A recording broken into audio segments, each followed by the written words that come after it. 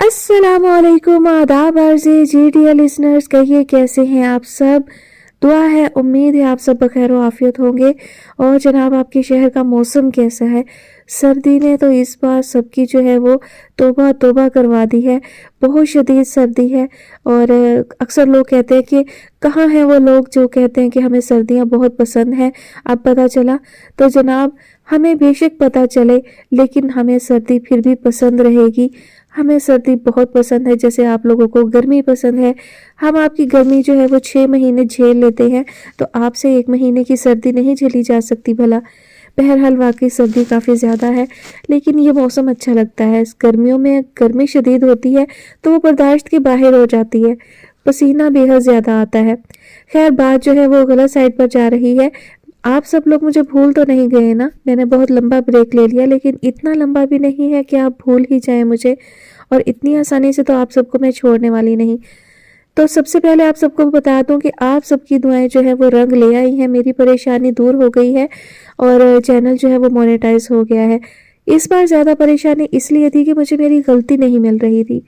Channel वैसे तो mostly demonetize ही रहता है अक्सर, लेकिन तब ये होता है कि मुझे कहीं ना कहीं मेरी गलती नज़र आ जाती है। तो इस बार ये था कि मुझे मेरी कोई गलती मिल नहीं रही थी। वीडियो अपील की और वो एक्सेप्ट हो गई है और चैनल फिर से मोनेटाइज हो गया है। तो आप सबका बेहद शुक्रिया जिन्होंने मुझे दुआओं में याद रखा। बात करें नावल की, तो जनाब मैंने अभी तक कोई भी नावल जो है वो पढ़ा नहीं कि आप लोगों के साथ शेयर कर सकूं, लेकिन चैनल का काम मुकम्मल हो गया था, तो अभी वो चाहे अपील एक्सेप्ट होती या ना होती, मुझे नया नावल शेयर करना ही था। तो मुझे कोई समझ नहीं आ रही थी अभी कि भी कौन सा नावल आप लोगों के साथ शेयर करूं। तो मैंने सोचा कि सबकी जो फरमाइशें हैं वो पेंडिंग हैं काफ़ी अरसे से, तो उनमें से कोई देख लेती हूँ। तो जनाब, मुझे बहुत पुरानी जो फरमाइशें हैं वो भी नज़र आ गई। होता यह है कि मैं स्क्रीनशॉट लेके रख लेती हूँ जो भी कमेंट्स में फरमाइश करते हैं, और वो फिर सेव रहते हैं। जब मुझे शेयर करने होते हैं तो मैं वो वहाँ से देखती हूँ कि किसने क्या फरमाइश की थी। तो कुछ स्क्रीनशॉट जो है वो बॉटम में चले गए थे और काफ़ी अरसे से नज़रअंदाज हो गए थे। तो कल मैंने जब फ़ोल्डर खंगाला तो मुझे एक बहुत ही अच्छी, बहुत ही प्यारी और रेगुलर लिसनर की फरमाइश नज़र आ गई। और मुझे अफ़सोस भी हुआ कि मैंने इनकी फरमाइश को जो है वो नज़रअंदाज करके जानबूझकर नहीं किया। बस ये है कि स्क्रीनशॉट जो है वो बॉटम में चला गया और मुझे नज़र नहीं आया। तो अब मैंने ये किया है कि मोबाइल में फ़ोल्डर बना लिया है नावल की फरमाइशों वाले स्क्रीनशॉट जो है वो मैं उसमें सेव करती हूँ ताकि वो नज़रअंदाज ना हो। तो जनाब, ज़्यादा बातें नहीं करती, मैं बताती हूँ कि जनाब ये हमारी जो लिसनर्स हैं ये बहुत ही अच्छी लिसनर हैं। ये बहुत तवज्जो से कहानी को सुनती हैं और कहानी के हवाले से इनका जो रिव्यू होता है वो मुझे बेहद अच्छा लगता है, बहुत पसंद आता है। तो इनकी चॉइस जो है वो तकरीबन मेरी चॉइस से मिलती जुलती है, तो मुझे यकीन है कि इन्होंने बहुत ही अच्छे नावल की फरमाइश हमसे की होगी। इनकी चॉइस बहुत लाजवाब होगी। तो मैंने कहानी को पढ़े बगैर जो है वो मुंतखब कर लिया आप सबके साथ शेयर करने के लिए। इनका नाम है सीमा अयाज अहमद। तो बहुत माजरत कि मैं आपकी फरमाइश है वो काफ़ी अरसे के बाद पूरी कर रही हूँ, और वजह यही थी कि जो स्क्रीनशॉट था वो तस्वीरों की नगरी में गुम हो गया था। बातें बहुत ज़्यादा हो गई हैं। बात करें कहानी की, तो जनाब कहानी मैंने रीड नहीं की, लेकिन सजेस्ट करने वाली ऐसी हैं कि उनकी चॉइस पर जो है वो कोई भी डाउट नहीं है। मुझे यकीन है कि कहानी बहुत अच्छी होगी। तो जनाब चलते हैं कहानी की जानिब। कहानी का नाम है चिरागे शबे आखिर। मुसन्निफा है रिफ़त नाहिद सज्जाद। किस्त नंबर 1। गर्मी से पिघलती कोलतार की जख्म सड़क के साथ जुड़कर खड़ा घर किसी बेसहारा छोड़े गए बूढ़े की तरह उदास और तन्हा आते जातों को उम्मीद भरी नज़रों से देखता। अब आसूदगी का अपना ज़माना गुजार कर माजी को ख्वाब की तरह खोजता था। बेरहम ज़माने के थपेड़ों में तन्हा कि कभी जब 35 से 40 में ये घर बना तो उसकी अपनी एक शान होगी। कदावर, खूबसूरत, बावकार, लेकिन बिल्कुल सादा। इमारतें भी अपने रिहायशियों की तरह एक मिजाज रखती हैं और अपने ज़माने का रख रखाव निभाती हैं।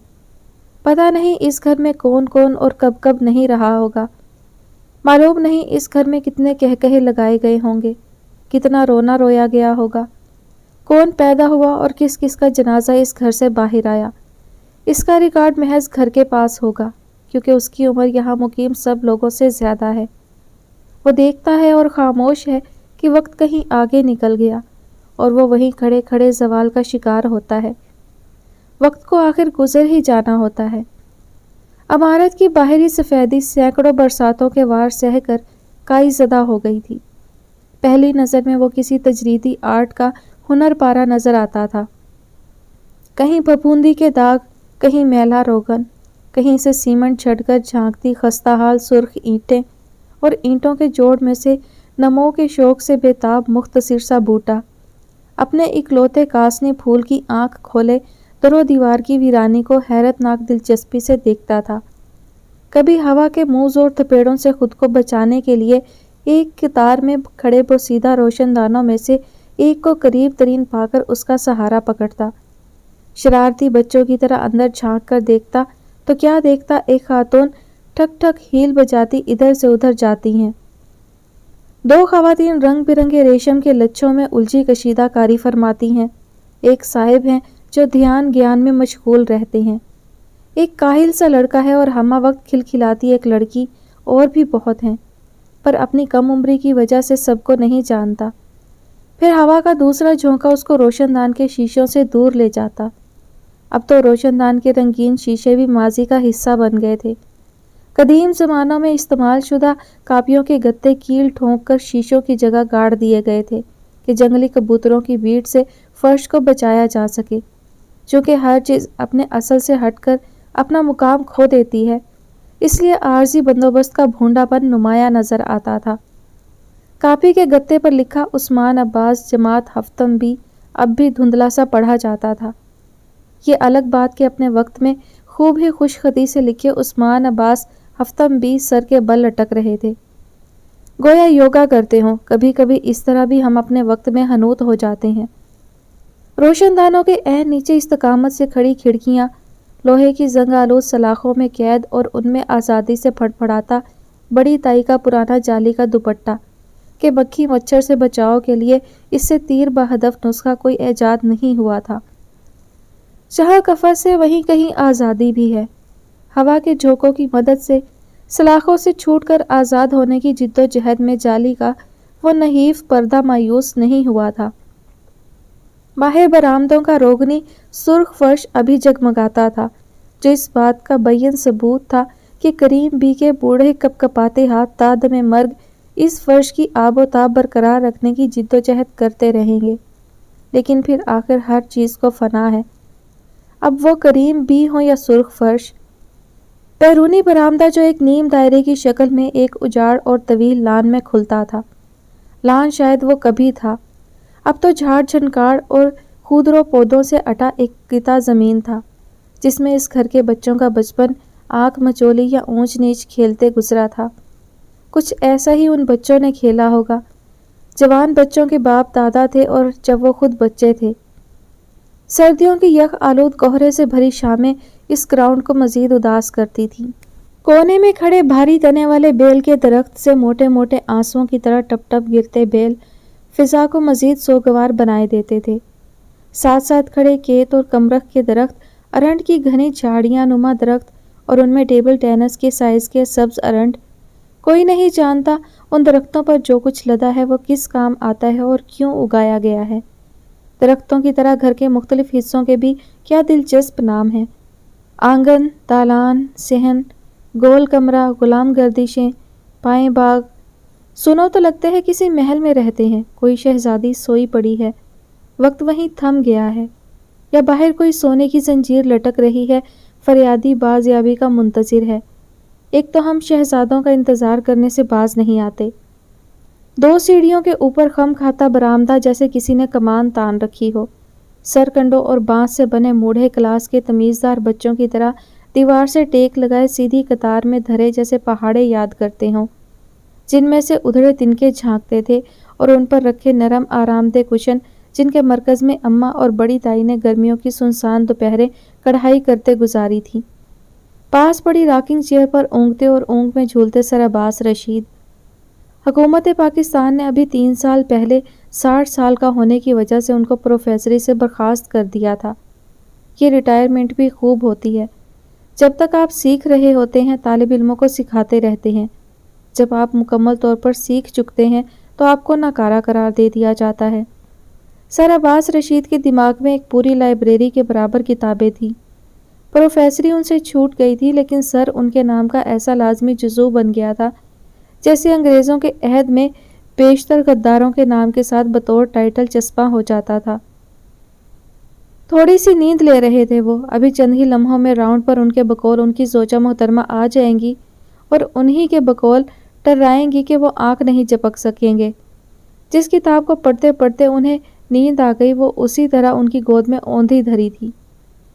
اماں آ جاتی تو اسی جگہ اسی لفظ سے پھر شروع کر دیتے۔ زوجہ محترمہ جہاں ہوتی بےتاب ہوتی کہ وہ کہیں اور کیوں نہیں ہیں، اس لیے وہ سبک رفتاری سے بار بار مقام بدلتی رہتی تھی۔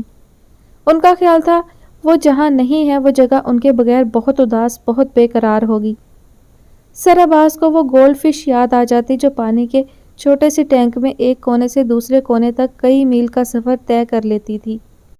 برآمدے کے عین درمیان کھلنے والی گیلری کا دروازہ پارٹوں پارٹ کھلا تھا۔ کریم بی بی نے ابھی تپڑی ماری تھی۔ تازہ ہوا کو اندر آنے کی دعوت دے کر وہ گیلا فرش خشک ہونے کے لیے چھوڑ گئی تھی۔ اب وہ کارنس پر رکھے کانسی کے گلدان سے مٹی کی پرت ایسے اتار رہی تھی جیسے وہ نفاست سے آلو کے چھلکے اتارتی تھی۔ وہ پھر مچھر مار سپرے کی بارش کریں گی، ان کا محبوب شغل۔ گیلری کے دونوں طرف کی دیواروں پر اس گھر کا ماضی اور اس ماضی کا ماضی پارینہ فریموں میں جکڑا محفوظ تھا۔ کالی سفید فوٹوگراف جو گزرتے وقت کے ساتھ پیلی پیلی اور دھوئیں میں اٹی ہوئی لگتی تھیں۔ ایک گروپ فوٹو۔ کیمرے کا فوکس اتنا بڑا نہیں تھا جتنے لوگوں نے اس میں سمانے کی کوشش کی تھی۔ کھڑے لوگ کرسیوں پر بیٹھے، فرش پر براجمان، جیسی اس وقت کی سب تصویریں ہوتی تھیں۔ تمام مرد حضرات گھٹنوں پر ہاتھ رکھے اکڑی ہوئی کمر کے ساتھ تن کر بیٹھے کیمرے کی آنکھ میں دم بخود دیکھ رہے تھے۔ سب خواتین کیمرے سے یا کیمرہ مین سے بہت شرما رہی تھیں۔ سب کے سروں پر دوپٹہ تھا اور ٹھوڑی کے نیچے ہاتھ کی مٹھی۔ تصویر میں موجود سب کے سب شدید تناؤ کے عالم میں تھے، کسی کے چہرے پر بھولی بصری مسکراہٹ بھی نہیں تھی۔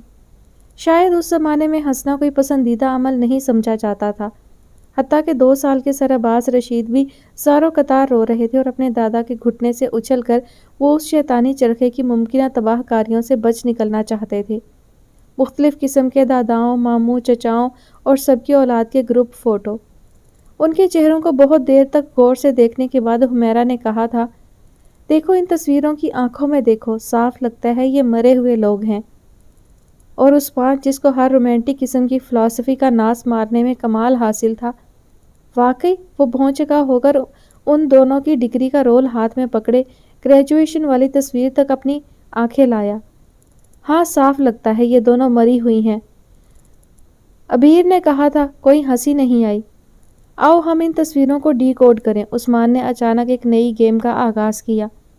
ان کا تاثر دیکھو اور بتاؤ ان کے دل میں اس وقت کیا ہے۔ دادی اماں کوئی ادھورا کام چھوڑ کر آئی ہیں، غالباً کڑھی چولہے پر چھوڑی ہے۔ لکڑیوں کی آگ کے شعلے بلند ہیں، ان کو ڈر ہے کڑھی ابل گئی تو چھن سے چولہا بجھ جائے گا۔ یہ آسمان پر دیکھ رہے ہیں، کیا تب بھی لڑکیاں چھت پر آتی تھیں؟ رضا نے پوچھا۔ نہیں، یہ شاید کنکوے اڑاتے ہیں یا کبوتروں کے شوقین ہیں، ان کی نظروں کا یہ اینگل فکس ہو گیا ہے۔ یہ ہیرو بھی ہو سکتے ہیں، خلاؤں میں تکتے شاعری کرتے ہوں گے۔ یہ ایک ہی پوز میں بیٹھے اکتا گئے ہیں۔ کیمرہ مین نے فوکس کرنے میں بہت وقت لیا ہے۔ یہ لو، میں نے تو کیمرہ مین کو بھی ڈی کوڈ کر دیا۔ رضا نے کمال کر دیا۔ ارے واہ، ان خاتون کے تو بال کٹے ہوئے ہیں، یہ ضرور اپنے زمانے کی جان آف آرک ہوں گی۔ عبیر اچھل پڑی۔ یہ بھی ایک عجیب فلسفی ہے، ہم سمجھتے ہیں زمانہ صرف وہی ہے جس میں ہم آج جیتے ہیں، باقی سب قصہ کہانی اور ہنسی مذاق ہے۔ ہم سے پہلے لوگ شاید پتھر کے زمانے میں رہتے تھے۔ آخر اس فریم سے باہر بھی ان کی ایک زندگی ہوگی، اس زندگی کا ہم یقین نہیں کرتے کیونکہ وہ زندگی ہم نے نہیں گزاری۔ ہم نہیں جانتے وہ کس واقعے پر خوش ہوئے ہوں گے اور کون سا قصہ ان کو غمگین کرتا ہوگا۔ خوشی غمی اضافی اصطلاحیں ہیں جو عدلتی بدلتی رہتی ہیں، لیکن وہ سارے لوگ جو اپنی اپنی زندگیاں گزار کے جا چکے ہیں کبھی زندہ تھے۔ وقت کو آخر گزر جانا ہوتا ہے، ان پر سے گزر گیا، اب ہم پر گزر رہا ہے۔ ایک کسی اور زمانے میں کسی اور زمانے کے لوگ ہماری تصویروں کے سامنے کھڑے ہو کر سوچیں گے، وہ لوگ جو مر جاتے ہیں ان کی تصویریں مردہ کیوں ہو جاتی ہیں؟ ابیر کو کنوتیت نے آ لیا۔ ہم کتنے غیر اہم لوگ ہیں، ہمارے جیسے اور بھی کتنے پیدا ہوئے اور مر گئے، حالانکہ ہم خود کو کتنا ضروری تصور کرتے ہیں، جیسے ہم ہیں اور رہیں گے۔ آخر ہماری پیدائش کا مقصد کیا ہے؟ ہم یہ لوگ تو شاید پیدا ہی مرے ہوئے تھے۔ موت صرف جسم کو ہی نہیں آتی، کبھی جذبوں کو آ جاتی ہے، کبھی ہمارے سست پڑتے عمل کو آ جاتی ہے۔ اس آخری اور فائنل موت سے پہلے بھی ہم کئی بار مرے ہوتے ہیں، حالانکہ ہم سب مرے ہوئے لوگوں نے جینے کی بڑی خواہش کی تھی۔ ہر زمانے میں ہر عہد کے لوگ شاید اسی طرح جدوجہد کرتے ہیں اور اسی طرح ناکام ہوتے ہیں۔ ہر صبح ایک نئی امید، نئی زندگی کا آغاز کر کے ہر شام اس دن کی موت کے بعد پھر ایک نئی روح کے ساتھ سفر جاری ہے، سفر جاری رہتا ہے۔ لیجیے لسنرز، یہاں تک تو گھر کا تعارف ہی ہوتا رہا ہے، لیکن بہت ہی اچھا لگا، بہت ہی متاثر کن انداز تحریر ہے۔ آگے بڑھتے ہیں، کہانی دلچسپ لگ رہی ہے۔ اندرونی صحن میں مچھردانی تانے ایک اکلوتے پلنگ پر چچا عبدالعزیز دراز تھے۔ چونکہ وہ صحن میں سوتے تھے اس لیے اجالا ہونے کی سب سے پہلی خبر ان کو ہی ملتی تھی، اور ان سے پہلے لوکاٹ اور امرود کے درختوں پر مکین طوطے چڑیوں کو۔ نماز سے ذرا ہی پہلے وہ بے پناہ شور مچاتے اور اپنے درخت کے آس پاس اڑتے۔ ابھی فضا میں نیم روشنی اور نیم اندھیرے کا دھندلکا سا ہوتا تھا۔ مچھردانی کی جالیوں سے نچڑ کر بھگوتی اوس میں نم ہوتا اپنا بستر جھاڑ کر چچا عبدالعزیز صبح کا استقبال کرتے۔ سب سے پہلے وہ اپنا بسترا لپیٹ کر اپنے کوارٹر میں رکھ کر آتے، پان کی چارپائی دیوار سے ایسے ٹکا کر کھڑا کرتے جیسے کھونٹی پر چھتری لٹکائی جاتی ہے۔ جب تک وہ فجر سے فارغ ہوتے پرندے بھی اپنی عبادتوں کے بعد اپنے خاندان کی سرپرستی میں دانہ دن کا چگنے نکل کھڑے ہوتے تھے۔ تب سرمئی آسمان پر مشرق کی طرف سے نارنجی روشنی کے آثار نمودار ہوتے۔ بلند آواز میں وہ کلمہ پڑھتے ایک ایک کمرے کے سامنے سے گزرتے۔ یہ یاد دہانی تھی کہ اللہ کے سوا کسی کی عبادت نہ کرنا، اور اے غافل لوگو، پہلے اللہ کو یاد کر لو پھر سو رہنا۔ پتہ نہیں انہیں کیوں شک رہتا تھا کہ انہوں نے یاد نہ کروایا تو لوگ بھول جائیں گے۔ پھر کریم بی کے دروازے کے باہر ٹھہر کر ذرا زور سے کھنکارتے، پھر کھنکار بلند ہوتی جاتی، کبھی اس قدر بلند ہو جاتی کہ ان کے سال خوردہ اور پپڑی زدہ پھیپھڑے اس بوجھ کو سہارنے سے انکاری کھانسی کے حملے کی لپیٹ میں آ جاتے۔ سونے والے جاگ جائیں، یہ تنبیہ صرف کریم بی کے لیے تھی، اس لیے کہ کریم بی ایک بار جاگ جاتی تو گھر بھر میں کسی کا سونا ممکن ہی نہیں تھا۔ کریم بی کے پلنگ چرچرانے کی آواز کے ساتھ ہی ان کی ڈیوٹی ختم ہو جاتی۔ اپنے بیوی بچوں کے ساتھ ناشتے کے لیے وہ صحن پار اپنے کوارٹر میں واپس چلے جاتے۔ آج کی صبح میں چچا عبدالعزیز کا کردار ختم ہوتا اور کریم بی کا رول شروع ہو جاتا۔ پتہ نہیں شور مچانے کے تمام تر آلات ان کے پاس کہاں سے آ جاتے تھے۔ تنویر کی دی ہوئی ایک پرانی ہیل ان کا محبوب جوتا تھی۔ ہیلز کی چونچ پر لگا چمڑے کا ٹکڑا جھڑ گیا تھا۔ اب لکڑی کی ہیل سے ٹاک ٹاک کرتی وہ گھر بھر میں پھرتی۔ وہ جو دروازہ کھولتی ان کے ہاتھ سے چھوٹ کر دہاڑ سے بجتا، پھر دروازوں کے خلاف ان کی بڑبڑاہٹیں۔ دودھ ابالنے کو چولہے پر چڑھاتی تو دیگچی کا ڈھکنا چھوٹ کر گرتا، ٹھن ٹھن بجتا دور تک لڑکتا جاتا۔ چینی بازیگروں والا میوزک۔ صحن کا نلکا کھولتی تو پکے فرش پر تڑ تڑ گرتا پانی۔ جب تک تمام اصحاب کہف بیدار نہ ہو جاتے ان کے ہاتھوں سے چیزیں چھوٹ کر یوں ہی گرتی رہتی۔ ہر روز کی طرح توے پر جلتے گھی کی خوشبو اور آملیٹ کی مہک سے ان کی آنکھ کھلتی۔ ابھی رات شروع نہیں ہوئی تھی کہ ختم بھی ہو گئی۔ رات اس نے اسکرپٹ پر دیر تک جان ماری کی تھی، آج لمبی تان کر سونے کا ارادہ تھا، پر کریم بی کے ہوتے ہر ارادہ پورا نہیں ہو سکتا۔ پانی کے بے شمار چھپکوں سے اس نے آنکھوں میں بچی کچی نیند بہائی۔ یونیورسٹی جانا ہے، کپڑے استری ہوئے پڑے ہیں، 15 منٹ کی پیدل واک کے بعد یونیورسٹی بس کے پوائنٹ کا انتظار۔ ان سب کے لیے ضروری تھا کہ ایک چھلانگ کے ساتھ بستر سے اٹھ جایا جائے۔ مارننگ کریم بھی، کوئی اور ہوتا تو اس گڈ مارننگ کا مزہ چکھتا، لیکن یہ ابیر تھی اور اس کو 7 خون معاف تھے۔ وعلیکم السلام، ذرا اپنے والد کے لیے چائے کی کشتی تو لے جاؤ۔ کریم بھی کو علم نہیں تھا اور پرواہ بھی نہیں تھی کہ ان کی ڈکشنری اب سرکولیشن میں نہیں رہی، اور یہ کہ ان کے استعمال میں رہنے والے بہت سے لفظ اب متروک ہو چکے ہیں۔ بچپن میں جب وہ اسے کٹو کی کہانی سناتی تھی، کٹو بولی، یہ کیا ہے؟ اس پر میری ماں بھی نہ بیٹھی، اس پر میری دادی بھی نہ بیٹھی، میں کیوں بیٹھوں؟ تو کتنے برس وہ سوچتی رہی، کٹو کوئی آن بان والی نکچڑی شہزادی ہوگی، اپنے خاندانی نسب پر نازاں، یہ تو بہت بعد میں پتہ چلا کہ کٹو دراصل گلہری کو کہتے ہیں۔ کریم بی کو قصہ گوئی میں عبور حاصل تھا۔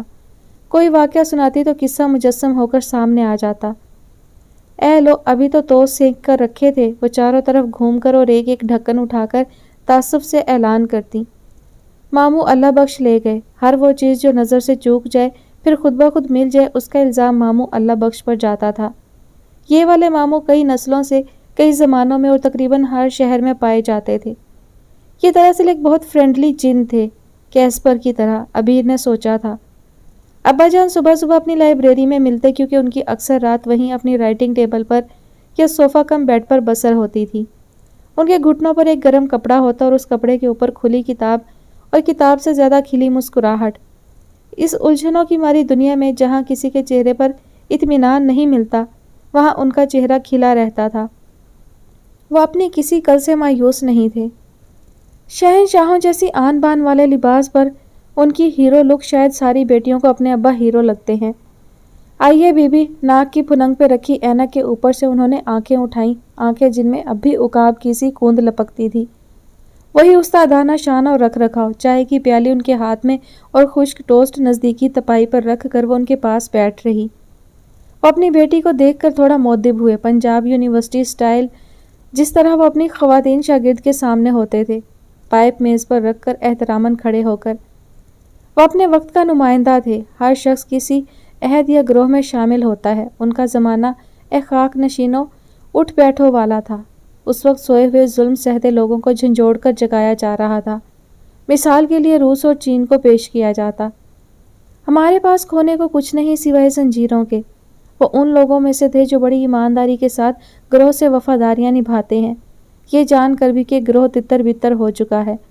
گروہ کے نظریات ہوا ہوئے اور مصلحت کوش بڑی چاپک دستی سے تائب ہو کر نئے نظریوں سے مفاد اٹھا رہے ہیں، لیکن ان جیسے کچھ لوگ آخری دم تک اپنے نظریات پر جمے رہتے ہیں، پھر ان لوگوں میں جا شامل ہوتے ہیں جو تنہائی کی مار سہتے ہیں۔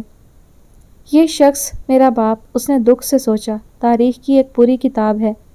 انہوں نے تاریخ پڑھی ہی نہیں، بنانے والوں میں شامل رہے ہیں، لیکن شاید ہمیں کسی تاریخ کی ضرورت نہیں۔ ہم اپنے ماضی سے شرمندہ ہیں، حال سے ناخوش اور مستقبل سے مایوس۔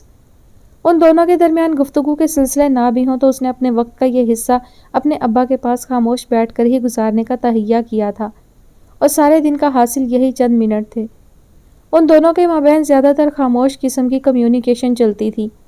دیکھتی رہتی کہ وہ اپنے گرم کپڑوں کی طرف سے لاپرواہ تو نہیں، ناشتے سے پہلے والی بلڈ پریشر کی گولی ایک عدد کم ہے یا بھول گئے، وہ ان دنوں کون سی کتاب پڑھ رہے ہیں۔ ابا چائے کا گھونٹ بھرتے اور بے آواز پیالی کو پیچ میں رکھتے جاتے۔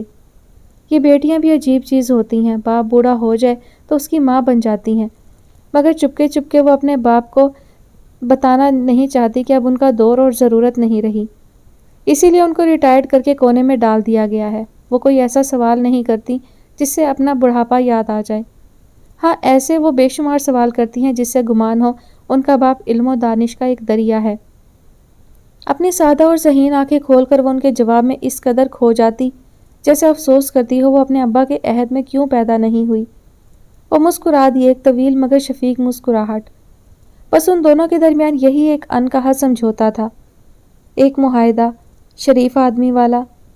معاشرے کے گھسے پٹے معیاروں سے ہٹ کر ان کے گھر میں بیٹیاں ویسے بھی لاڈلی ہوتی تھیں۔ بڑی والی کو اماں نے سر پر چڑھا رکھا تھا اور چھوٹی کو ابا نے سر پر بٹھایا ہوا تھا۔ ان کو کچھ بھی کہنے اور کرنے کی کھلی چھوٹ تھی۔ ایک کتاب لکھ رہے تھے، موب موومنٹس۔ ان کو تاریخیں اور واقعات ازبر تھے، کبھی ان کا ذہن اس تیزی سے سوچتا جس تیزی سے وہ لکھ نہ پاتے۔ تب وہ آنکھیں بند کر کے کرسی کی پشت سے ٹیک لگا لیتے۔ وہ ڈکٹیشن دیتے جاتے اور عبیر لیپ ٹاپ پر برق رفتاری سے انگلیاں پھیرتی جاتی۔ کبھی اس کی ماہر ٹائپسٹ جیسی تیز رفتاری سے بوکھلا جاتے۔ ہر عہد میں پرانی نسل اپنے دانش و تجربے کی مار نئی نسل کو دیتی آئی ہے۔ ہم زیادہ جانتے ہیں، لیکن اس عہد میں انہوں نے نئی نسل کے سامنے ہتھیار ڈال دیے تھے۔ دنیا ایک گاؤں بن گئی تھی۔ کمپیوٹر ٹیبل پر بیٹھے بیٹھے انہوں نے یہ گاؤں خوب دیکھ بھال لیا تھا۔ البتہ نئی نسل اور پرانی نسل کا جو صدیوں کا تضاد چلا آ رہا تھا وہ اسی طرح موجود تھا، مگر یہاں نہیں، کم از کم کھلم کھلا نہیں۔ ابا کے بعد وہ تیار کشتی دادی اماں کے لیے لے کر جاتی، کوئی بھی وقت ہو وہ اپنے نماز کے تخت پر ملتی تھی۔ اماں نے ان کے لیے جگہ جگہ تخت بچھا دیے تھے، سورج کے حساب سے وہ مختلف وقت میں مختلف تختوں پر ہوتی۔ فجر اور اشراق برآمدے کے اس رخ جہاں تازہ ہوا کے جھونکے رات کی رانی اور موتیا کی مہک ساتھ لاتے تھے۔ دادی اماں کی لغت میں پھول بس 3-4 ہی ہوتے تھے، رات کی رانی، موتیا، گلاب اور گلاباز۔ چاشت ذرا آتی دھوپ سے بچ کر اندرونی برآمدے میں، ظہر اثر اپنے کمرے میں، مغرب اور عشاء کھلے صحن میں۔ سارا دن کی عبادت کے بعد خواتین مونگ پھلی ٹونگتے چگلی سے شغل کرتی تھیں۔ تہجد کسی بھی ایسی جگہ جہاں سونے والوں کی نیند خراب نہ ہو، وہ اسے ہاتھ سے ٹھہرے رہنے کا اشارہ کرتی، البتہ تسبیح زیادہ تیزی میں گھماتی کہ ان کو معلوم تھا وہ ان کے لیے ٹرے لیے کھڑی ہے، لیکن جب تک ان کا وظیفہ ختم نہ ہو جاتا اس کو انتظار کرنا ہوتا تھا۔ وہ جتنی دیر وظیفہ پڑھتی ابیر ان کو شوق سے دیکھتی رہتی۔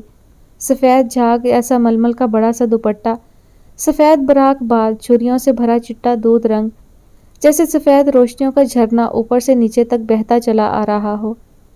پھر وہ اس پر پھونک کر اس کو ڈیوٹی سے فارغ کرتی۔ اس ایک ہلکی سی پھونک کی بدولت وہ سارا دن زمانے کے تیز جھگڑوں کی زد سے بچی رہتی۔ اماں اور بڑی تائی باورچی خانے میں ہوتی۔ بڑی تائی معلوم نہیں ابا کی بڑی تائی تھی یا اماں کی یا جگت بڑی تائی۔ وہ نہ صرف بیوہ تھیں بلکہ بے اولاد بھی۔ انہوں نے خود کو کسی پر مسلط کرنے کے بجائے بانٹ لیا تھا۔ چھوٹی سی ٹین کی صندوقچی کے ساتھ وہ کسی دن خود بخود آ جاتی، چند دن گزارتی، پھر سب کے منع کرنے کے باوجود اگلے پڑاؤ پر نکل جاتی۔ ان کے پاس بیٹھ کر بھی خوب مزہ آتا۔ ان کے پاس قدیم زمانوں کی عجیب داستانیں تھیں، جب گھروں میں لالٹین کی روشنی ہوتی تھی اور ڈولی پر سفر ہوا کرتا تھا۔ کسی نامحرم نے ان کو دیکھنا تو درکنار ان کی آواز بھی نہیں سنی تھی۔ ان کے ابا لیگ کے جلسوں میں شرکت کرتے تھے اور ان چند خوش نصیبوں میں سے تھے جنہوں نے قائد اعظم کو سچ مچ کا دیکھا تھا۔ سن 40 میں ابا سہارنپور سے لاہور گئے تھے۔ لاہور تو بابا اتنی دور تھا جیسے ولایت، اور جب تمہارے دادا جیل میں تھے پھر وہ راؤنڈ لیتی عثمان کے کمرے سے گزرتی۔ اٹھیے نواب صاحب، چڑیاں چہچہا رہی ہیں، کسی فلم کے اس مشہور مکالمے سے ان کے ہاں دیر تک سونے والوں کو جگایا جاتا تھا۔ پھر وہ کسی اور کام سے کسی اور طرف نکل جاتی۔ اس کا اصل کام تو کریم بی کے چھوکرے کا سا تھا۔ ابے لونڈے، جا بے لونڈے۔ عثمان نے مندی آنکھوں سے اس کی طرف دیکھا۔ افراتفری اور انتشار سے بھری اس دنیا میں اس کے وجود میں کس قدر ٹھہراؤ تھا، اس کو دیکھ کر کسی اطمینان بھری پرسکون جھیل کا احساس ہوتا تھا، خاموش، شانت، لیکن اندر گہرائیوں میں اتھا پانی بھرے۔ آپ اوپر سے اس کا اندر نہیں جان سکتے۔ اوپر اوپر سب اچھا ہے، سرکاری ٹی وی کی طرح۔ یہ بہنیں بھی خدا کی نعمت ہوتی ہیں، آس پاس ہوں تو جیسے دھوپ اور بارش میں کوئی چھاتا تان دیتا ہے۔ کوئی اس سے پوچھے، خدا کی بندی مجھے اتنی صبح جاگ کر کرنا بھی کیا ہے؟ وہ پیٹ کے بل لیٹ کر کھڑکی سے صبح کے پھیلے اجالے کو روشن اور چمکدار ہوتے دیکھتا رہا۔ اب جو آئے ہو تو ٹھہرو کہ پھر سے ایک ہو، آسمان، حد نظر، راہ گزر، راہ گزر۔ کھڑکی میں سے دور تک نظر آتے آسمان پر اس کو فیض یاد آ گئے۔ وہ وقت کے مشکل ترین عہد میں جی رہا تھا، بے اطمینانی، بے سکونی، انتشار اور کہیں کوئی بہتری کے آثار نہیں۔ ایسے وقت میں جب کہیں کوئی روزگار نہیں تھا، وہ کم از کم اپنے پیروں پر تو کھڑا تھا۔ اس کے بیک گراؤنڈ میں تو ویسے بھی کچھ نہیں تھا، سو ایک دانشور باپ اور خوب پڑھی لکھی ماں کے۔ باقی سب بلیک اینڈ وائٹ، لوگ کیا سوچتے ہیں، ان کے پیمانوں میں کیا تولا جاتا ہے، اس کو کوئی خاص پرواہ نہیں تھی۔ گھر کی سب سے بڑی اولاد ہونے کی وجہ سے وہ ہمیشہ سے ذمہ دار تھا۔ 14 سال کی عمر میں اس نے بہت سنجیدگی سے اپنی دونوں چھوٹی بہنوں کی ذمہ داری کا بوجھ بانٹ لیا تھا۔ ابا کے بجائے وہ خود دونوں کو اسکول چھوڑنے جاتا۔ ہر قسم کی ذمہ داری ماؤں پر ڈال دینے کا رواج ابھی عام نہیں ہوا تھا۔ ان دونوں کو پہنچا کر ہی وہ اپنے اسکول جاتا، خواہ اس کوشش میں وہ لیٹ ہی کیوں نہ ہو جائے۔ اس کو یہ بھی یاد رہتا تھا کہ پیدل چلتے وقت بہنوں کو سڑک کی طرف نہیں، فٹ پاتھ کی طرف ہونا چاہیے۔ بڑی والی تو سمجھدار تھی اور متانت سے گردن اٹھائے سیدھا راستہ طے کرتی، لیکن چھوٹی والی سے کچھ بھی سیدھا نہیں ہوتا تھا۔ ہاتھ چھڑا کر وہ کسی کتے کے بچے کے پیچھے بھاگ پڑتی، اس کو گھسیٹ کر واپس فٹ پاتھ پر لانا پڑتا۔ فٹ پاتھ پر بھی وہ اچھلتی ہوئی چلتی۔ یہ آخر ٹھیک ٹھیک کیوں نہیں چلتی؟ بڑی والی تنگ آ کر بھائی سے سوال کرتی۔ بھائی نے اپنے بیگ کے ساتھ اس کا بیگ بھی کندھوں پر لاد رکھا ہوتا تھا، اپنے ناتواں کندھوں پر اس دوہرے بوجھ کے ساتھ اس کے پیچھے بھی بھاگتا۔ इस दौरान बड़ी वाली फुटपाथ पर अकेली रह जाती। वो उसको फुटपाथ से छलांग मारकर नीचे उतरते, घास पर दौड़ते, रुककर निहायत दिलचस्पी से दरख्तों पर बैठे कौवों को देखते, खुद से उलझती और नापुख्ता जहन से सोचती रह जाती, क्या सीधे रास्ते उसके लिए नहीं बने? और जो जवाब वो बड़ी वाली को तब नहीं दे सका था, आज 32 साल की उम्र में सोचता, क्या सीधे सीधे चलना शर्त है? बल खाता खमदार रास्ता भी तो सीधा रास्ता हो सकता है। वो खुद 32 सालों से बल खा रहा था। वो जब यूनिवर्सिटी गया तो किस कदर खुशगुमान था कि यहाँ से निकला नहीं कि उसके सामने मुलाजमतों का जाल बिछ जाएगा। वो अपनी मर्जी और अपनी ख्वाहिश से जो महकमा चाहेगा चुन लेगा। लेकिन ऊँट को पहाड़ के नीचे से गुजरने के लिए कोई लंबा चौड़ा वक्त दरकार नहीं होता। अच्छे ग्रेड और काबिलियत के बावजूद मुलाजमतें पैदा ही किसी के बेटे के किसी के भाई को देने के लिए की जाती हैं। वो मनोहर जांगली की तरह ऊत का ऊत ही रह गया। कोई मेंबर को कौमी असम्बली, सूबाई असम्बली, कोई वजीर बातदबीर, कोई कंधों पर चांद सितारों वाला। वो किसी को नहीं जानता, ना किसी को मानता था। कभी अब्बा ने समझाया था, बेटा सिफारिश अच्छी चीज़ नहीं होती, काबिलियत खुद अपनी सिफारिश है। उसे मालूम था ये सब तदरीसी बातें हैं और उन लोगों ने बाहमी मुशावरत के बाद निसाब में शामिल की हैं, जिन्होंने खुद कभी उस पर अमल नहीं किया था। बस हम किताबों में लिख देते हैं और किताबों से पढ़ लेते हैं। अब्बा को भी ज़माने ने धोखा दिया होगा। वो कौन सा खुलफाए राशिदीन के ज़माने में पैदा हुए थे। उनके वक्त में भी पेट रोटी मांगता था। रोटी के लिए रोज़ी चाहिए और रोज़ी के लिए कोई तगड़ी सिफारिश। एक दायरा है जिसमें आप घूम रहे हैं। हरा समंदर, गोभी, चंदर, बोल मेरी मछली, कितना पानी। वाक़यात तो वही रहते हैं, सिर्फ उनमें से गुजरने वाले बदल जाते हैं। जब वो HEC के स्कॉलरशिप पर मज़ीद एक अदर डिग्री लेने के लिए रवाना हुआ तो अहबाब ने उसको समझाया था, पलट कर मत आना, यहाँ पलट कर देखने वाले पत्थर के हो जाते हैं। इसके बावजूद वो पत्थर का होने पलट आया था। बस अब उसने सरकारी मुलाजमत का इरादा तर्क कर दिया था और अक्सर बेरोज़गार रहने पर उसकी मंतक आसपास के अफराद की समझ से बालातर थी। हमारे यहाँ कंप्यूटर एक्सपर्ट की ज़रूरत बतौर टाइपिस्ट होती है। ह्यूमन रिसोर्सेज वालों को सिलेक्ट करने के लिए एक और ह्यूमन रिसोर्स चाहिए। लोगों को हार्ड कॉपी पर ज़्यादा एतबार है। बड़े से बड़े इदारों के नेटवर्क बेशतर वक्त डाउन रहते हैं। इसके बावजूद उसमें तलखी नहीं आई थी, उसने हिम्मत भी नहीं हारी थी।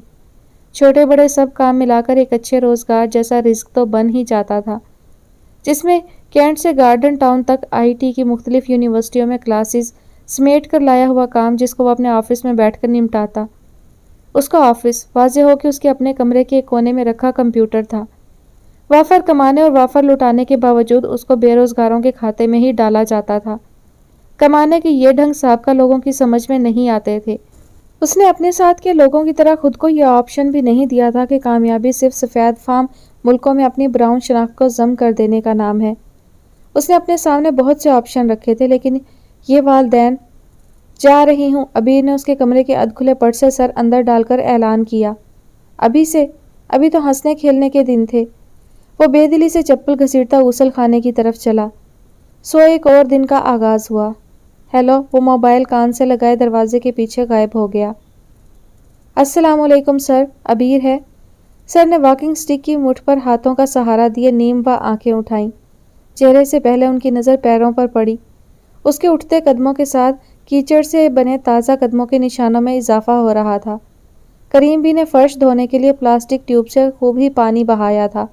वो कुछ देर वहीं खड़ी रही। पता नहीं सर हाजिर हैं या गायब, और बहुत ही कम लोग जानते थे वो यूं ट्रेन में सफ़र करने वाली औरतों की तरह बैठे बैठे सोते नहीं थे। वालेकुम अस्सलाम, वो मुश्किल हिस्ट्री के अवराक से बाहर आए। जीती रहो, उन्होंने कुछ तवक्कुफ से कहा। अंदर है, चली जाओ। हालांकि वो खूब जानते थे वो अबीर के लिए नहीं आई, जिससे मिलने आई थी वो घर पे नहीं था, और चूंकि उसने उसका नाम नहीं लिया था इसलिए उसको बिला वजह की खिफ़त से क्यों दो चार करते। वो वहीं खड़ी रही, ना अंदर गई ना वापस पलटी। पता नहीं क्या चाहती थी। कॉलेज नहीं था आज, उन्होंने इब्तदा करके खुद ही आसानी पैदा की। था, वो वहीं बरामदे के पायदान पर पाँव रखे मुस्कुरा दी। लेकिन कोई स्ट्राइक थी, हम नहीं गए बल्कि एक प्रोटेस्ट था। खूब, क्या? उन्होंने इस तरारी कैफियत में टांग पर रखी टांग का रुख बदला। मगर यह तो जाहिर हुआ आप और उनके मसाइल अलहदा हैं। आप लोग मिलकर चलना कब सीखोगे? चलो, सुरैया अंदर ही अंदर ची बजमी होने लगी। सर ने क्लास शुरू कर दी। ये सच है कि उस्ताद कभी रिटायर नहीं होता। اب آ ہی گئی ہوں تو آنے کا کوئی جواز پیدا کیا جائے۔ وہ 2 قدم بڑھا کر ان کی نزدیکی کرسی پر بیٹھ گئی۔ مل کر سوچنا بھی ٹھیک ہے سر، لیکن اب چھوٹی چھوٹی باتوں سے پڑھائی خراب ہوتی ہے۔ افریقہ کے کسی حصے میں ان کے لوگوں سے ووٹ کا حق لے لیا گیا ہے، یہ اصل میں اس کے لیے پروٹیسٹ تھا۔ وہ یہ کہنا نہیں چاہتی تھی، مگر اس نے کہا استاد عموماً ایسے فکروں سے زیر ہو جاتے ہیں۔ ان کے چہرے سے لگا وہ قائل نہیں ہوئے۔ اس کی دلیل کا انہوں نے اعتبار نہیں کیا۔ وہ پریشان کن حد تک ناقابل فہم آدمی تھے، حالانکہ اس عمر کے لوگ اس قسم کے فکروں سے کھل اٹھتے ہیں۔ پھر اس نے پینترا بدلا، اور مل کر سوچنا، سب لوگ مل کر کیسے سوچ سکتے ہیں؟ ہم الگ الگ راستوں کے مسافر، جب راستے ہی ایک نہ ہوں تو سوچ کیسے ایک ہو سکتی ہے؟ اس نے دونوں ہاتھ پھیلا کر تھیٹریکل انداز میں کہا۔ وہ ایک معروف ادارے سے پرفارمنگ آرٹس پڑھ رہی تھی اور اپنی تعلیم کا استعمال خوب جانتی تھی۔ آپ کا زمانہ اور تھا، ہمارا زمانہ اور ہے۔ وہی دلائل ختم ہو جانے پر زمانوں کی تبدیلی کا گھسا پٹا حربہ۔ ہم سب اپنی اپنی جگہ سمجھتے ہیں، ہم مشکل ترین وقت سے گزر رہے ہیں۔ اچھا زمانہ تو پچھلی نسل گزار آئی، ورثے میں مشکلات چھوڑ کر آسان راہوں سے گزرتی۔ دراصل آپ نے پچھلی نسل کی زندگی نہیں گزاری۔ ماضی کا ایک بڑا فائدہ ہوتا ہے، اس میں اندیشے نہیں ہوتے۔ اب کیا ہوگا؟ نہیں ہوتا، جو ہونا تھا وہ ہو چکا، اب مزید کچھ نہیں ہوگا۔ وہ وہاں اسی طرح محفوظ ہو گیا ہے، اب جو خدشہ ہوگا وہ کل کے لیے ہوگا۔ ابا امن پسند اور صلح جو آدمی تھے، اختلاف رائے کو نہ صرف خندہ پیشانی سے قبول کرتے تھے بلکہ اس کو ہوا بھی دیتے تھے۔ انہوں نے بحث کو نوجوان نسل کی زبان درازی کا بہانہ بنا کر کبھی نہیں سمیٹا تھا، شاید اسی لیے ان کے ساتھ بک بک کرنا آسان تھا۔ وہ جس تہذیب کی نمائندہ تھی اس کے بارے میں جاننے کے تو وہ بے حد خواہش مند تھے۔ گرین کارڈ ہولڈر، امریکہ کی دور دراز کی کسی ریاست کے اندرونی مسائل میں پوری طرح شامل، اور آپ کی نزدیک ترین ریاست کے مسائل پر ناک چڑھا کر غیر ملکی زبان اور لہجہ میں سیاست بور کرتی ہے۔ زندگی میں ایک ہی حسرت ہے، پرفارمنگ آرٹس کی ڈگری لے کر مہیش بھٹ کی کسی فلم میں رول کرنے کی، اور یہ کہ آرٹ کی کوئی سرحد نہیں ہوتی۔ وہ اور اس کی سوچ والے دوسرے ساتھی، ایسے اور اس سے ملتی جلتی گفتگو کے شوقین، جوان خون ابال کھاتا ہے، کچھ کر کے دکھانا چاہتا ہے، پر کرنے کو کچھ ہے ہی نہیں، نہ منزل نہ راستہ، محض چھوٹی چھوٹی خواہشوں اور لفظوں کے گورکھ دھندے۔ قسمت سے ان کھلے دروازوں سے اندر آنے والے سبھی لفظوں کے جادوگر تھے۔ علی ماس 1 2 3 پاس، جیسے جادوگر خالی ہیڈ سے کبوتر اڑا دیتا ہے، ان کے ہاتھ کھوکھلے بے معنی لفظوں کا کبوتر آ گیا ہے۔ جس وقت وہ اپنی جگہ غلط جگہ پیدا ہونے پر اپنا دفاع کر رہی تھی، کندھے اچکا کر ہاتھوں کو حیرت سے پھیلا کر، اس وقت گیلری میں کھلنے والی کھڑکی کی سلاخوں سے جالی کا دوپٹہ لہرایا اور اماں کا سراپا نمودار ہوا۔ اچھا تو بی سریا آئی ہیں، میں سوچ رہی تھی یہ کون ڈیبیٹ کی پریکٹس کرنے ہمارے گھر چلا آیا ہے۔ انہیں نہیں معلوم موضوع بحث کیا تھا، کس کے دلائل وزنی تھے، کس کے بودے، لیکن شوہر کی دل شکنی کا اختیار وہ اپنے سوا کسی کو دینے کے لیے تیار نہیں تھی۔ آ گئی تمہاری پلاٹون، انہوں نے دلی زبان میں پلٹ کر عبیر سے کہا۔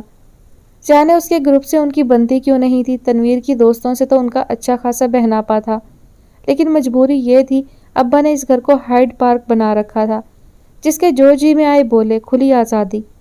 چونکہ اس آزادی کا سب سے زیادہ فائدہ انہی کو تھا، اس لیے وہ اس قانون کو معطل نہیں کر سکی۔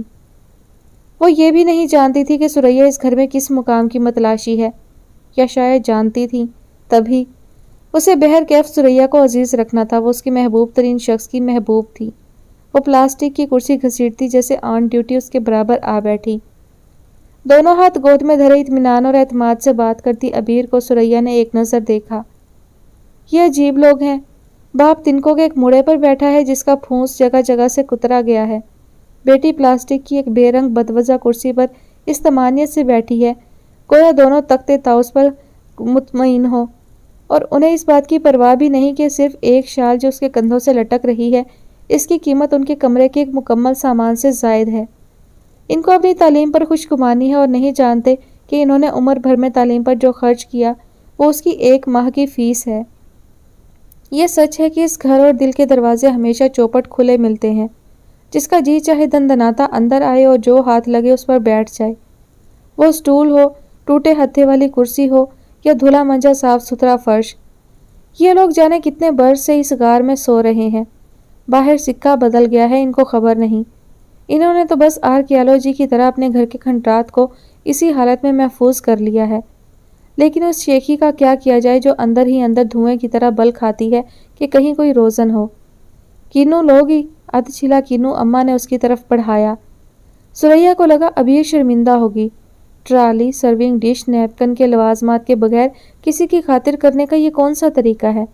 लेकिन उसके चेहरे पर वही इत्मीनान भरी अलवही मुस्कुराहट थी। ला इल्मी भी क्या नेमत है। वो उनके हाथ से कीनू लेकर छीलने लगी।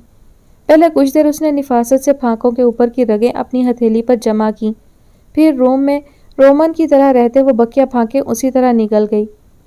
अब्बा ने देखा वो बेचैन सी बैठी थी। कई दफ़ा उसने कुर्सी पर पहलू बदला। कुछ पूछना चाहती थी, कुछ कहना चाहती थी, लेकिन इब्तदाई मुख्तसर सी बहस के बाद जैसे उसका दिल इस बहस से भी उचाट हो गया था। अम्मा उसकी तरफ मतलिक तवज्जा नहीं दे रही थी और अम्मा को कौन उस तरफ मतवज्जा कर सकता था। सड़क पार वाले घर से किशोर कुमार की आवाज़ पुरसोर अंदाज में नमूदार हुई। कुछ लोग कहेंगे। अम्मा झूमी। आहा। सुरैया की हैरत में एक और इजाफा हुआ। वो 4-5 साल से इस घर में आती जाती थी, लेकिन जब पर्दा उठता था एक नया मंजर उसको हैरान करने को सामने होता। उसके तबके में खुशी और गमी के इस बेसाख्ता इजहार को मिडिल क्लास एटीट्यूड समझा जाता था। अम्मा को किशोर कुमार 70 की दहाई में ले गया। अब्बा की तारीख, सुरैया का क्लास डिफरेंस और अबीर का अच्छे कंपेयर वाला गैर जानिबदाराना रवैया वहीं रुक गया। अम्मा माजी में पहुंचकर फिर से गुजरे वक्त में से तारीखवार चहलकदमी करने लगी, जब जिंदगी ज़्यादा खुशगवार थी। किसकी ज़िंदगी? सुरैया ने उकताकर सोचा। जब ज़्यादा सादी थी या बेरंग थी? उसने फिर चिढ़कर सोचा, पता नहीं लोग 70 की दहाइयों का जिक्र इस तरह क्यों करते हैं जैसे सारे ज़माने का इंटेलेक्ट्स तभी तो आ गया था। घिनौनी साजिशों से भरी तारीख की एक नाकाम तरीन नस्ल। ऐसी खुश्क और बेरंग ज़िंदगी के अभी टीवी में भी रंग नहीं आए थे। मार्शल्लाह मशरकी पाकिस्तान की अलहदगी, एक मकबूल लीडर की फांसी, एक और मार्शल्लाह कोड़े कैद, मुनाफिकीन, साजिशें, बिना किसी एहतजाज के अपनी सारी नाकामियों को अपनी दानिशवरी के खटाराग में छुपाकर कैसी डींगे मारते हैं। अम्मा क्या कह रही थी वो भी मतवज्जा नहीं थी। पता नहीं उस्मान कहाँ है। गुज़िश्ता रात उसने कहा था वो 10-11 से पहले नहीं जाएगा। सुबह उसने कन्फर्म ही नहीं किया और अब वो क्यों नहीं था। ना उसने पूछा, ना किसी ने बताया। मैं अब चलती हूँ। वो ऐसे यकलख्त खड़ी हुई जैसे बैठी रही तो इस मंज़र का एक हिस्सा बन जाएगी। वो इस मंज़र में शामिल तो होना चाहती थी, लेकिन इसका हिस्सा नहीं बनना चाहती थी। जब सोच अलग अलग हो तो रास्ते कैसे? उसने अपनी ही कही हुई बात दोहराकर अपना इत्मीनान चाहा। वो चली गई, लेकिन उसके जाने के बाद भी कुछ देर उसका वजूद बाकी रहा। अजीब कन्फ्यूज्ड लड़की है। अम्मा ने हस्बे आदत एक आज़ाद फिक्रा उछाला। हाँ, अब्बा ने अम्मा की तायीद की, जो कि कम ही होता था। जिस माशरे में दोहरे मेयार हों वहाँ ऐसी नस्लें पैदा होती हैं। इसके वालिदैन का तबका कुछ और है। दोस्त इसने किसी और तरह के चुने हैं। मुतालिया दानिश्वरी की हद तक ज़्यादा है, लेकिन दानिश के बावजूद अपना रास्ता खुद मुंतखब करने का इख्तियार नहीं। ऐसे बच्चों को उनके माँ बाप एक हद तक आज़ादी देते हैं, फिर उसको हुक्म दिया जाएगा कि बस अपनी इब्तदा की तरफ पलट आओ, और वो पलट जाएगी। अबीर ने अब्बा की तरफ ऐसे देखा जैसे वो फुटपाथ पर बैठे फाल निकालते हों। उसको पलट जाना चाहिए। अब्बा सियासी किस्म के नजूमी थे। करीम भी खामोशी से उठती, निचोड़ी हुई टाकी से उसके कदमों के आने और जाने के निशानात मिटाकर फिर से भिंडी काटने बैठ गई। हालांकि ये धूल इसी घर के सहन से उसके पैरों में लिपट कर चली आई थी। वो कहाँ की पैदल चलने वाली थी कि उसके पाँव खाक आशना होते। दाग साफ हो गए थे। इस घर में बैरूनी असरात बस इतनी ही देर को रहते थे। तनवीर घर में हमेशा अफरा तफरी के आलम में आती थी। उसके पास वक्त कम था और लफ्ज़ ज़्यादा। इस कम वक्त में उसे सारे के सारे लफ्ज़ इस्तेमाल करके जाना होता था। उसकी आमद से जैसे हलचल सी मच जाती। इकलौती ब्याही बेटी के शोहर को मुस्कुराता देखने की हसरत में चचा अब्दुल अजीज़ से अम्मा तक एक एक फ़र्द बिछा जाता, लेकिन वो बेतासुर सा चेहरा लिए सोफे पर टांग रखे बैठे रहते, बिल्कुल वैसे ही जैसे वो पहली बार इस घर में इस नीयत से आए थे कि लो मुझे देख लो। वो आज तक मानूस नहीं हो पाए थे, और ये भी नहीं कि वो मुस्कुराते नहीं थे। मुस्कुराते तो वो थे, लेकिन अमूमन उस वक्त जब उनके जहर में बुझे किसी जुमले ने सबके होंठों से हंसी छीन ली हो। तनवीर उनकी एक एक मुस्कुराहट पे फिदा होती, दौड़ती फिरती। कॉलेज में उसका दूसरा पीरियड होता था। 9:20 पर वो नौकरी पर जाते। گڑیا کو گھر چھوڑ کر جایا کرتی تھی۔ وہاں اس کے پاس اتنا وقت نہیں ہوتا تھا کہ ناشتہ کر کے آتی، حالانکہ اسے بھی اتنی ہی بھوک لگتی تھی۔ بقول کریم بھی ہبکایوں کی طرح ہبڑ ہبڑ نگلتی۔ اس کا ناشتہ میز پر لگا ہوتا تھا، میز پر اس لیے کہ شاید کسی دن اس کا شوہر بھی کھانے بیٹھ جائے، لیکن وہ کچھ کھانے کے بجائے کلائی غیر معمولی طور پر بلند کر کے وقت دیکھتے رہتے۔ یوں تو دیواروں پر کلاک لگے تھے، لیکن کلاک میں وقت دیکھنے سے آس پاس کے لوگوں کو کسی کے مصروف ہونے کا احساس نہیں ہوتا۔ جب ان کی کلائی بے صبری سے اور بار بار چہرے تک آنے لگتی تو تنویر کے پاؤں بے ربط ہونے لگتے۔ اس نے اپنے 24 گھنٹوں کو بے شمار خانوں میں بانٹ رکھا تھا۔ ہر خانے کا کام مقررہ گھنٹوں میں نمٹانے کے لیے اس کو اپنی رفتار اور جذبات کو کچھ اور جنوں خیز کرنا پڑتا تھا۔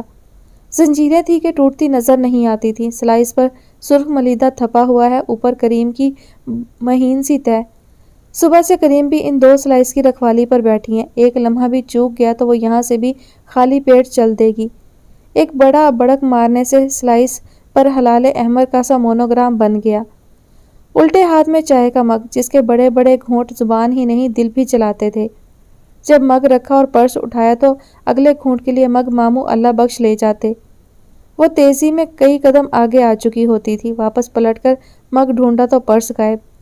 انہیں گڑیا کو چھوڑ کر الٹے قدموں جانا ہوتا تھا۔ حاضری رجسٹر پرنسپل آفس میں ان کی ٹیبل پر ان کی نظروں کی عین سیدھ ہی رکھا ہوتا۔ لیٹ دستخط کرنے کا مطلب آدھے دن کی چھٹی۔ اور آلٹو کا بھی کوئی بھروسہ نہیں، اگر وہاں سٹارٹ ہو گئی تھی تو یہاں بھی حسب منشا سٹارٹ ہو جائے گی، کوئی ضمانت نہیں۔ دودھ کی بوتل، دودھ کا ڈبہ، فراق، ایک ایک چیز کریم بھی کے حوالے کرتی، وہ حاضری لگواتی جاتی۔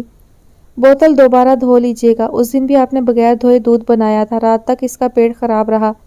اس کی تیوری پر شکن آ گئی۔ کریم بھی کو ناکردہ خطا پر بھی شرمسار ہونے میں کمال حاصل تھا۔ گڑیا کو سینے سے چمٹا کر انہوں نے گناہگار آواز سے کہا، اللہ کرم کرے آج احتیاط سے دھو لوں گی۔ دیکھیے اس کی کمر کھل رہی ہے، ٹھیک سے ڈھکیے، ہوا لگ جائے گی۔ لفظ دے کے ریل کے ڈبے ایک دوسرے کا ہاتھ پکڑے آگے پیچھے دوڑ رہے تھے۔ ناشتہ ختم ہوا، گڑیا کریم بھی کی تحویل میں چلی گئی تو وہ ابیر کی طرف پلٹی۔ پتہ نہیں کیوں اس کو اپنی اس بہن سے بچپن سے خوف آتا تھا۔ وہ اس کی طرف رشک سے بھی دیکھتی، وہ اس سے کہیں زیادہ ذہین اور لاڈلی ہونے کے باوجود زندگی کو اپنے اختیار میں نہیں رکھ سکی تھی۔ ایک وہ تھی جو جی میں آتا کرتی اور اپنے آپ میں مطمئن رہتی۔ تنویر نے جو کچھ اپنی مرضی سے کیا اس پر پچھتاووں کے ڈھیر لگ گئے۔ کسی کے سامنے اپنی شکست ماننا بھی آسان نہیں، انا کہ اسی طرح پر خچے اٹھتے ہیں۔ کوئی بہت پرانی بات بھی نہیں تھی، وہ دونوں ایک ہی اسکول ایک ہی کالج میں جاتی تھیں، اس فرق کے ساتھ کہ ابیر کالج آئی تو وہ کالج کے فائنل میں تھی۔ اس کو اپنی بڑی بہن اپنا آئیڈیل لگتی تھی۔ کالج میں اس کو سب جانتے تھے، میگزین کی ایڈیٹر، سپورٹس کمیٹی کی اہم ممبر، کالج کے ہر فنکشن میں آگے آگے، ہر طرف تنویر تنویر۔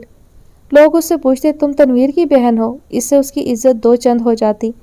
ابیر بہت آرگنائز نہیں تھی اور کوئی اتنی اہم بھی نہیں تھی کہ اس پر فخر کیا جاتا، لیکن تنویر ہر جگہ اس کو ساتھ رکھتی، اس کی آواز میں مان ہوتا، یہ میری چھوٹی بہن ہے۔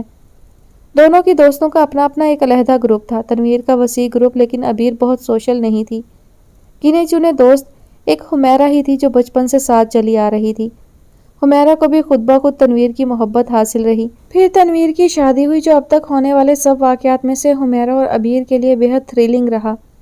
گو اس کی شادی کوئی بہت دلچسپ قصہ نہیں تھی، لیکن گھر والوں کی سمجھداری نے اس واقعے کو کسی فساد کی نظر نہیں ہونے دیا۔ ان دنوں اس کا ایک کمزور روپ سامنے آیا۔ انسان بڑے بڑے رنگ بدلتا ہے، ان دنوں وہ جس رنگ میں ڈھلی تھی وہ بھی مانوس نہیں تھا۔ آج کل تم کیا کر رہی ہو ابیر؟ اس نے اپنی آواز میں ضرورت سے زیادہ رسان پیدا کرنے کی کوشش کی تھی۔ میں ماسٹرز کر رہی ہوں، اس کا مطلب سمجھ جانے کے باوجود اس نے اسی ٹھہرے ہوئے لہجے میں جواب دیا تھا۔ تنویر جھنجھلا گئی، بیکار ہی تھا اس سے کچھ کہنا۔ وہ پھر بھی اس سے مخاطب رہی، حالانکہ اب وہ امی کو سنا رہی تھی۔ پتہ نہیں تم کن ایکٹیویٹیز میں ہو، نعیم تمہاری شکایت کر رہے تھے، کہہ رہے تھے جن لوگوں میں تمہارا اٹھنا بیٹھنا ہے کچھ اچھے لوگ نہیں۔ ان میں سے کچھ لوگ تو جیل بھی ہو آئے ہیں۔ کام کرنا اچھی بات ہے، لیکن احتیاط بہت ضروری ہے۔ آخر ہمارا ایک خاندان ہے، پھر میری سسرال ہے۔ اپنی سسرال کو تو آپ سمجھا دیں کہ وہ صرف آپ کی سسرال ہے، خاندان کو میں سمجھا دوں گی۔ وہ اب بھی ویسی ہی شانت تھی۔ حمیرہ نے اس کو ٹہوکا دیا، وہ بدتمیزی کر رہی تھی۔ چلو نا ابیر، لیٹ ہو رہے ہیں۔ ہاں شاید بدتمیزی تو کی اس نے۔ अम्मा खाने की मेज पर बैठी जरा सा पहलू बदल कर अबीर की तरफ शिकायत भरी नजरों से देखने लगी। तनवीर के कहे एक एक लफ्ज पर अम्मी को ईमान की तरह एतबार था। आंखों से देखने की जरूरत नहीं, दिल को यकीन होना चाहिए, और उनको उसके एक एक लफ्ज का यकीन था। उस पर एतबार की खुशी वो बड़ी खुशी थी जो अम्मा उसको दे सकती थी, उसके इल्जामात दिल से तस्लीम करके। तनवीर के इल्जामात भी पास्ता पार्सल की तरह चलते थे। नईम भाई के किसी वाकिफ ने उनसे कहा था, जिसे नईम भाई ने तनवीर तक पहुंचाया था। अब तनवीर उसको अम्मा तक पहुंचा रही थी। म्यूजिक अम्मा पर आकर बंद हुआ था, लेकिन सजा अबीर के लिए तजवीज़ किए जाने के मुंतजिर थे। ये तो सरी बेईमानी हुई, किसे वकील करें, किससे मुंसफी चाहें। ये तो बाप की लाडली हैं भाई, हर बात में उनकी पुश्तपनाही हासिल है इनको। अम्मा को अब्बा से आज के नहीं बरसों के गिले थे, और एक यही शिकवा नहीं और भी बुतेरे थे। पता नहीं इतनी बेजारी के बावजूद हम एक दूसरे के साथ उम्र का इतना तवील अरसा कैसे गुजार लेते हैं। अबीर उस सारी मेहनत पर पानी फेरती मुस्कुरा दी। सिर्फ हुमैरा मुस्तरिब थी। चलो भी ना, वो किसी की तरफ बतौर खास मतवज्जा थी भी नहीं। उसको नर्वस हालत में ज़रूरत से ज़्यादा जिम्मेदारियां उठाए और उनको निपटाने में हरासा देख रही थी। अल्लाह ताला ने अपनी मखलूक में गधे भी बनाए हैं, घोड़े भी। ऐसे भी लोग हैं जिन पर जितना भी बोझ लाद दो वो उठाए उठाए फिरते हैं। वो भी हैं जो अड़ी कर जाते हैं अपनी गलती निभाने के लिए गलती पर गलती करते जाना, या सादगी से कह देना, बेशक मुझसे हमाकत हुई, पता नहीं इसमें ज़्यादा मुश्किल क्या है। उसकी सास अलील थी, मर्ज भी छलावा था, क्योंकि किसी टेस्ट और अल्ट्रासाउंड की पकड़ में ही नहीं आता था। अजीब अड़ियल घोड़ा सा मर्ज था। उनको अपने मर्ज पर फख्र भी ऐसा था जैसे अमूमन बिगड़े बदतमीज़ बच्चों पर उनकी माँओं को होता है। यही तो मेरा मर्ज है, वो अपनी आवाज़ में गरूर समोकर कहती। सब टेस्ट क्लियर, एक्सरे साफ, डॉक्टर अपनी जगह परेशान। अब तो हर डॉक्टर ने जवाब दे दिया। वो कह रहे हैं हमारे बस का रोग नहीं, हमारा तो सब पढ़ा लिखा फेल हो गया। फिर मेडिकल साइंस को आजिज़ और बेबस कर देने पर एक फातिहा ना कह कहा। वो दवा भी अपने हाथ से नहीं खाती थी, और बहू के हाथ से तो हरगिज़ नहीं। अमूमन दवाई की ये खुराक नईम भाई के हाथ से शिफा पाती थी। एक गोली निगलने से पहले वो काफ़ी देर ठनकती, एहतजाजन कड़वे कड़वे मुंह बनाती। बड़ी खुशामदों के बाद दवा की गोली हाथ में पकड़ने के बजाय मुंह खोल देती और देर तक झरझरियाँ लेती। फिर वो मजमा छट जाता जो उनके गिर्द दवा की गोली, पानी का गिलास और शक्कर की फक्की लेकर आ खड़ा होता। इलाज मालजे के तवील तजर्बे ने उन्हें मेडिकल एक्सपर्ट भी बना दिया था। छोटे मोटे मर्ज़ों की तशखीस और दवाएं तजवीज़ करना तो उनके लिए बिल्कुल आसान था। वो तो डॉक्टर के लिखे नुस्खे पर माहिराना एतराज़ भी कर सकती थी। हाँ, उस बेवकूफ़ ने क्या किया, गले के लिए एंटीबायोटिक दी। अरे ये तो पेट के मर्ज़ के लिए है, पता नहीं कैसा जाहिल डॉक्टर है।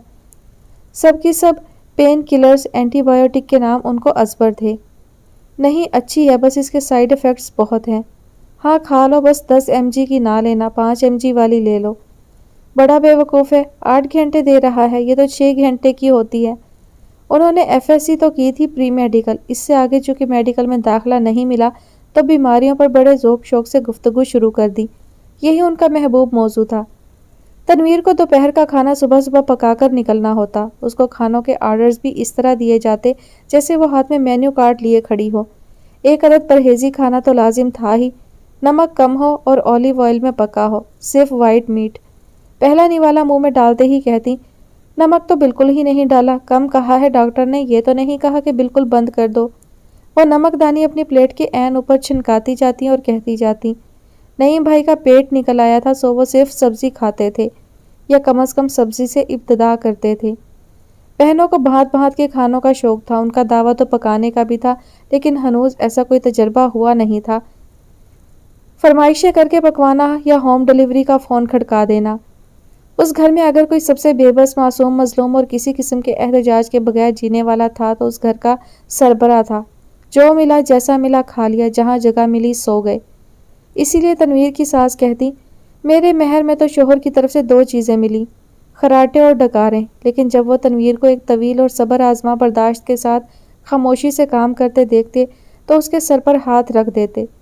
हाथ में गर्मी तो उसके बाप की सी थी, लेकिन वो एतमाद और अपने पुरयकीन उस हाथ के दबाव में नापैद था।